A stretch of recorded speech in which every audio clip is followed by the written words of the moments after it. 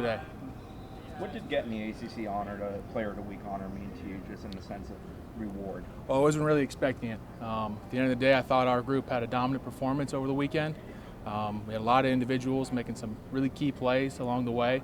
Talking about Jordan Travis or guys on our offensive line. So to get that honor was something unexpected, but at the same time, I'm very, very grateful and excited. For the first time, you guys had the same O-line as you did against Notre Dame. Just what does it mean for continuity when the five of you guys are together? Yeah, so we have more than 5 guys that can play. We have 6 or 7, or even 8 sometimes that can play and step into a game. But again, those 5 guys, we've been rolling all the way from camp up until now. So it's awesome to have more than 5 guys that can step into a game. But to have those original 5 guys together, it really meant the world. After a couple of those drives on Saturday, I saw Jordan go over and talk to you guys. Just how nice is it to be on the same page with the guy calling the signals and having that chemistry? Oh, he's a super down to earth. He's always communicating with us, whether that's in front recognition, ID in fronts. But at the end of the day, he's a good guy, very, very expert communicator and a good leader. We got Ontario Wilson over here. What is having Maurice back?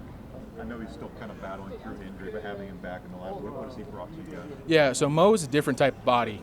He's not necessarily the traditional center that you see, especially in ACC football. He's not a big, bulky guy. He's really a really great athlete. He has the ability to move around guys and push through guys. So having him, again, he's a key part of our offensive line. With him, and we have a few other guys that can play center, but having Mo back this week really was a great advantage. Is this a good week to have an open week, get a chance to kind of nurse some bumps and bruises and get a little bit more healthy? Yep, so that's the purpose of bye weeks. We get to take a step back. We're not necessarily game planning for a team. We're game planning for the season. So again, we're getting some guys that haven't gotten many reps throughout the season, maybe guys that have been on a scout team. The ability to break through that starting two group, the 1s and 2s.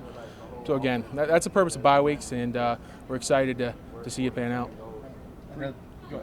For you, 6 weeks in, is there a nuance that you've learned in dealing with like Jordan running the ball, the way Jay-Sean, Trey-Sean, the way they run it, that you've just learned with reps, with playing games that you maybe didn't have 6 weeks ago?